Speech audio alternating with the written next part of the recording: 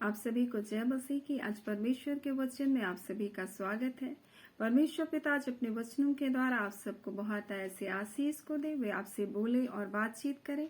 आज हम परमेश्वर के वचन से हम लोग जो देखेंगे मत्ती उसका 3 अध्याय उसका 11 में इस प्रकार से लिखा है, मैं तो पानी से तुम्हें मन फिराव का बपतिस्मा देता हूँ, परंतु जो मेरे बाद आने वाला है मुझसे शक्तिशाली है, मैं उसके जूते उठाने के योग्य नहीं, वह तुम्हें पवित्र आत्मा और आग से बपतिस्मा देगा। और यहाँ लिखा उसका सूप उसके हाथ में है और वह अपना खलिहान अच्छी रीति से साफ करेगा। फिर लिखा है वो गेहूं को खत्ते में इकट्ठा करेगा, परंतु भूसी को वह आग में जलाएगा जो बुझने का नहीं। आज परमेश्वर अपने वचनों के द्वारा में कुछ बातों को बताना चाहता है और बताना चाहता है यीशु मसीह के बारे में कि जब वो आएगा, यूहन्ना बोले जब वो आएगा तो तुम्हें आग और पवित्र आत्मा से बपतिस्मा को देगा। और परमेश्वर का वचन इब्रानी उसका 12 उसका 29 में तो इस प्रकार से लिखा है, क्योंकि हमारा परमेश्वर भस्म करने वाली आग है। फिर उसका वचन प्रकाशित वाक्य उसका 2 उसका 18 में लिखा है, परमेश्वर के पुत्र की आंखें आग की ज्वाला के समान है। और परमेश्वर का वचन तो हमें यही बताता है कि हमारा परमेश्वर क्या है, भस्म करने वाली आग है, वो आग के सदृश है बोलता है। और इसलिए जब वो आएगा तो तुम्हें आग और पवित्र आत्मा से बपतिस्मा को देगा। लेकिन परमेश्वर का वचन हमें 2 तरह की आग के बारे में बताता है। एक आग है जो हमारे जीवन को नाश करता है और एक आग है जो हमारे जीवन को परमेश्वर की भलाइयों से हमारे जीवन को तृप्त करता है। और याकूब उसका 3 अध्याय उसका 6 को अगर हम लोग देखेंगे तो वहां इस प्रकार से परमेश्वर का वचन लिखा हुआ है, जहाँ लिखा है कि जीव बोलता है एक आग है, जीव एक आग है और बोलता है जीव हमारे अंगों में अधर्म का एक लोक है। और लोक बोलने से हम लोग जैसे स्वर्ग लोक समझते हैं और वो बहुत विशाल है, उसी प्रकार से ये छोटा सा तो एक अंग है, लेकिन इसमें सब कुछ समाहित है। यानी आप इसमें आशीष को भी देख सकते हैं, आप इसमें श्राप को भी देख सकते हैं, आप इसमें जीवन को भी देख सकते हैं, आप इसमें मृत्यु को भी देख सकते हैं, आप इसमें भलाई को भी देख सकते हैं, आप इसमें बुराई को भी देख सकते हैं। और इसीलिए जब फरीसी और सदूकी वहां यूहन्ना से बपतिस्मा लेने के लिए आया तो उसने कहा, हे सांप के बच्चों, तुम्हें किसने बता दिया कि आने वाले क्रोध से तुम भागो, बल्कि इसके कि मन फिराव के योग्य तुम फल लेकर आओ। और यही बात मत्ती उसका 12 उसका 34 में भी लिखा है, सांप के बच्चों, तुम बुरे हो करके अच्छी बातें क्यों कह सकते हो, क्योंकि जो कुछ मन में भरा है वही मुंह से निकलता है। यानी वो बता रहा है कि हमारी ये जीव भी एक आग है बोल रहा है। और जब ये आग ये जीव जो हमारे जीवन में क्या है, जीवन गति में क्या करती, आग लगा देती है। यानी ये हमको क्या करती है, हमें स्वस्थ होने से रोक सकती है, ये हमको आशीष पाने से रोक सकती है, हमारे देह में कलंक लगा देती है, लिखा है। और यहाँ पर लिखा हुआ है जीव बोलते हैं हमारे अंगों में अधर्म का एक लोक है और बोलते हैं ये हमारी जीवन गति में आग लगा देती है। यानी हम अपने मुंह से बोल करके अपनी बीमारियों को और बढ़ा देते हैं। यानी जब हमको थोड़ा सा दर्द भी महसूस होगा तो हम सोच लेते हैं कहीं मेरे किडनी में तो कुछ नहीं हो गया, कहीं मेरे शरीर में ये पैर में दर्द हो रहा है, ऐसी गांठ हो गई है, कहीं मुझको ये बोलते हैं कैंसर तो नहीं हो गया। हम क्या करते हैं, मुंह से अपने आप को क्या करते हैं, श्रापित करते हैं, अपने मुंह से हम बीमारियों को क्या करते हैं, न्योता देते हैं। और कई बार ये जीव जो है हमारे जीवन की गति में क्या कर देती है, आग लगा देती है, लिखा है। और परमेश्वर का वचन नीति वचन में लिखा, जीव के वश में जीवन और मृत्यु है और जो उसको काम में लाने जानता है उसका फल भी भोगेगा। और जब अय्यूब के जीवन में बहुत दुख और तकलीफें आई तब अय्यूब कभी भी नहीं बोला, अपने मुंह से लिखा है कुछ भी बुराई नहीं किया। वो बोला मैं नंगा आया और नंगा ही परमेश्वर के पास चला जाऊंगा, परमेश्वर ने मुझको दिया और परमेश्वर ने लिया। और कभी भी लिखा उसने जीव से कभी भी परमेश्वर की निंदा नहीं की। लेकिन भजन संहिता अगर हम 29 उसका अगर हम लोग 3 में देखेंगे तो इस प्रकार से भजनकार दाऊद बोलता है कि जब मेरे अंदर ही अंदर मेरा मन जल उठा, बोलता है मेरे हृदय अंदर ही अंदर जब जल रहा था और सोचते सोचते आग भड़क उठी, तब मैंने अपनी जीभ से बोल उठा, लिखा है। और बोल रहे परमेश्वर मेरा अंत मुझको मालूम हो जाए। यानी जब हम तकलीफ में और पीड़ाओं में होते हैं तो अपने मुंह से कुछ ना कुछ हम बुरा क्या करते हैं, बोल देते हैं। और लिख रहा है परमेश्वर का वचन ये लिखा है कि जीभ भी एक आग है। इसलिए जब यीशु मसीह आया तो हमको आग और पवित्र आत्मा से बपतिस्मा को दिया। और यीशु मसीह जब था अपने चेलों के साथ, और एक जगह ऐसा हुआ कि जब वो लोग दुष्ट आत्माओं को नहीं निकाल सके तो यीशु मसीह बोल रहा है, मैं कब तक तुम्हारे साथ रहूंगा, कब तक तुम्हारी सहूंगा। यानी वो यीशु की सामर्थ के द्वारा अद्भुत और आश्चर्य कर्म कर रहे थे। और यीशु मसीह इसलिए बोला, जब मैं जाऊंगा तो तुम यरूशलेम में ठहरे रहना जब तक तुम पवित्र आत्मा को ना पाओ। यानी पवित्र आत्मा एक सहायक के रूप में, एक मददगार के रूप में, एक आग के रूप में, एक क्या है, जीव के रूप में उस दिन पेंतीकोस्ट के दिन में उसके जीवन में उतरा। और उस दिन जब वो वचन को प्रचार के 3000 लोगों ने परमेश्वर को अपनाया। यानी परमेश्वर हमें यिर्मयाह उसका 5 उसका 14 में लिख रहा है, बोलता है कि इसलिए देख मैं अपना वचन तेरे मुंह में आग के समान देता हूं, बोल रहे हैं। और ये परमेश्वर बोलता है आत्मा का तलवार परमेश्वर का वचन है, बोल रहा है। यानी हमें बोलता है कि परमेश्वर का वचन क्या है, तलवार है। आत्मा बिना तलवार के कैसे वार करेगा। और जब हम परमेश्वर के वचन से हम भरे जाते हैं, पवित्र आत्मा से, जब हम उसके वचन जो आग के समान है, और जब हम पवित्र आत्मा से भरे जाते हैं, जब हम परमेश्वर के कार्य को करते हैं, ये लोगों के जीवन को काटता और छांटता है, लोगों के जीवन को, मन को घायल करता है और उनके जीवन में परिवर्तन को लेकर आता है। और परमेश्वर का वचन तो एक आग के समान है। और जब पवित्र आत्मा के साथ ये मिल जाता है, तब ये क्या करता है, कार्य करता है।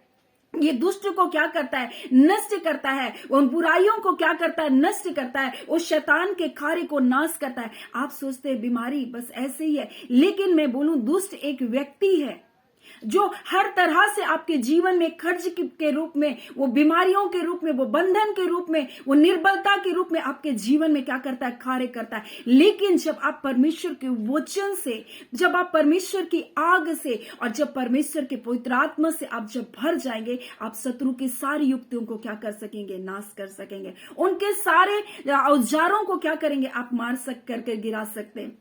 और परमेश्वर इसलिए बोल रहा है, मैंने तेरे मुंह में अपने वचन आग के समान दिया है, बोलता है। और इस प्रजा को मैंने काट बनाया। यानी उन दुष्ट आत्माओं को जो आपके जीवन में कार्य करिए, वो बंधनों को जो आपके जीवन में कार्य करिए, वो लड़ाई और झगड़े जो परिवार में हो रहे हैं, उसको आप अपने परमेश्वर के वचन से उसको काट सकते हैं। वो अशुद्धियां, वो व्यभिचार की आत्मा, आप सोच रहे मैं क्यों निर्बल हूं, मैं क्यों उस पर जय नहीं पा सकता, आप जय पा सकते हैं। इसलिए बोल रहा है परमेश्वर के वचन को अपने जीवन में अधिकाई से क्या करने दो, वास करने दो, बोल रहा है।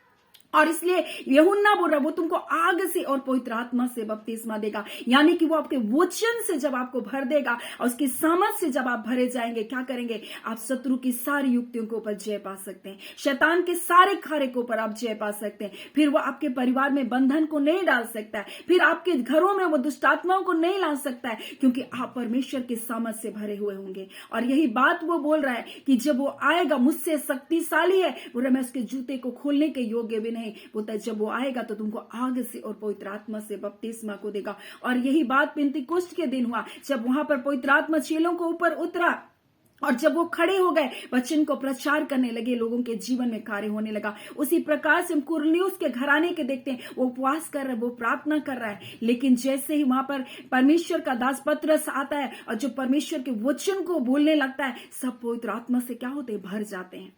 और यही बात आज परमेश्वर आज हमसे कहना चाहता है कि यीशु मसीह आपको अपनी आग से और अपने पवित्र आत्मा से आपको भरना चाहता है, क्योंकि बिना पवित्र आत्मा के हम इस संसार में उसके बिना कुछ भी नहीं कर सकते। इसीलिए यीशु मसीह बोलता है, यूहन्ना में इस प्रकार से लिखा है, बोलते हैं कि हम बोलते हैं तुम मेरे बिना कुछ भी नहीं कर सकते, बोल रहा है।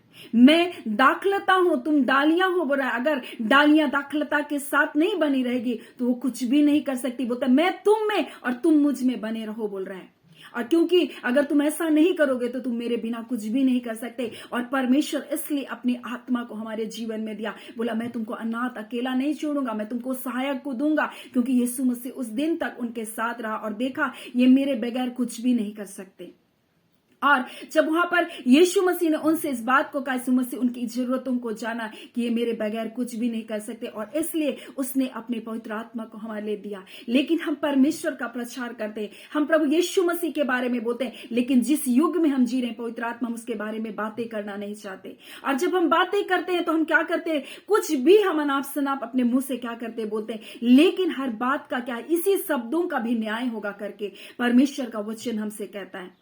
बोलता है कि जब तुम न्याय के सामने खड़ोगे, हर एक को अपने मुंह का क्या करना पड़ेगा, लेखा देना पड़ेगा। इसलिए ये जीव के रूप में पवित्र आत्मा उतरा। जब वहां पेंतीकुस्त के दिन में आया तो जीव के, क्योंकि ये जीव जो है बोलता है एक आग है बोल रहा है, और ये जीव जो है बोलता है हमारे अंगों में अधर्म का एक लोक है बोल रहा है। ये सारी देह में क्या करता है, कलंक लगा सकता है। ये जीव जो है हमारी गति को रोक सकता है बोल रहा है।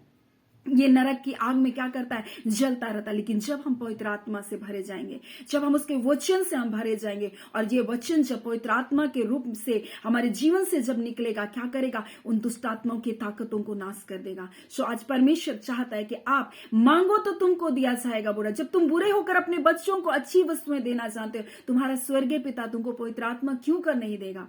आप मांग नहीं रहे, आप सब कुछ मांग रहे। प्रभु मुझको चंगाई दे, प्रभु मुझको घर दे, प्रभु मुझको धन की आशीष दे, प्रभु मुझको नौकरी की आशीष दे। लेकिन मैं आपको कहती हूँ, जब आप पवित्र आत्मा को मांगेंगे, जब आप उसकी आग से, उसके पवित्र आत्मा से आप भरे जाएंगे, ये सारी जो जरूरतें, सारी आवश्यकता ये आपके सामने नगण्य होगी। क्योंकि आप अपने वचन से, आप परमेश्वर के वचन को पवित्र आत्मा की सामर्थ से होकर बोलेंगे। दुष्टता की सारी ताकतें जो आपको उन्नति करने के लिए, जो आपको आशीष पाने से, जो आपको चंगाई पाने से रोक रही है, वो क्या करेगी, सारे बंधन टूट जाएंगे। इसलिए हमें सबसे पहले परमेश्वर को और उसके राज्य को अपने जीवन में लाना है। उसके पवित्र आत्मा जब हमारे जीवन में आता है, उसका राज्य को हमारे जीवन में लेकर के आता है। आज परमेश्वर अपने वचनों के द्वारा आप सबको बहुत ऐसे आशीष को दे। आमीन। आइए हम प्रार्थना करेंगे। धन्यवाद देते हैं प्यारे पिता परमेश्वर, प्रभु यीशु के नाम से पिता हम आपके निकट, आपकी हुजूरी में आते हैं। खुदावन परमेश्वर, आज के सुंदर दिन के लिए, सुंदर समय के लिए पिता आपका धन्यवाद देते हैं। खुदावन परमेश्वर, आपने कहा मांगो तो तुमको दिया जाएगा। पिता हम आज आपके लोगों के लिए हम सिर्फ एक बात को मांगते, खुदा आपकी आग से प्रभु और अपने पवित्र आत्मा से आप अपने लोगों को भर दीजिए। खुदा ने सी घड़ी यीशु के नाम से प्रभु जी, हर एक लोग आपकी पवित्र आत्मा से भरे जाए प्रभु, ताकि खुदावन परमेश्वर वो आपके जीवन से प्रभु जी उन बंधनों को तोड़ सके। आपने कहा मैं अपने वचन को तेरे मुंह में आग के समान भर दूंगा। ओ रबा शिखंदरी खौली रबो रबा, इसी घड़ी प्रभु जी आपके पवित्र आत्मा से, आपकी आग से आपके लोग भरे जाए। खुदा प्रभु हर एक बंधन टूटे यीशु के नाम से। शैतान की सारी शक्तियां, परिवार को अलगाववाद की सारी आत्माएं यीशु के नाम से जल जाने पाए। खुदावन बेरोजगारी की आत्मा जलाए जाए यीशु के नाम से। हम इसी घड़ी प्रभु जी परिवारों से तोड़ते, उन दुष्ट आत्माओं की ताकतों को रौंदते यीशु के नाम से, उन सांप और बिच्छुओं को रौंदते यीशु के नाम से, जो आपके परिवारों को प्रभु जी रोक करके रखा उन्नति पाने से। ओ पिता आपके अद्भुत आशीष आने पाए, आपका वचन का सामर्थ्य आपके बच्चों के जीवन से होकर के बहने पाए। खुदावन परमेश्वर पिता, आप अपने बच्चों को दुर्बल नहीं बनाए प्रभु, आप अपने बच्चों को सामर्थ्य बनाना चाहते। आप अपनी आंख से, अपने पवित्र आत्मा से यीशु के नाम से इनके जीवन को भर दीजिए। अपनी सामर्थ से आपके बच्चों के जीवन को भर दीजिए। आप अद्भुत आशीष को दिए प्रभु। आज के दिन आपका धन्यवाद करते। खुदावन आपने हमारे मांगने से बढ़कर अपने बच्चों को अपने सामर्थ से भरा है प्रभु, हम आपका धन्यवाद करते हैं। पिता ये प्रार्थना आपके बेटे हमारे प्रभु यीशु मसीह के नाम से हम मांग लेते हैं। दया से सुन लिए, अनुग्रह से ग्रहण कर लीजिएगा। आमीन। परमेश्वर पिता आप सबको बहुत ऐसे आशीष को दे। आमीन।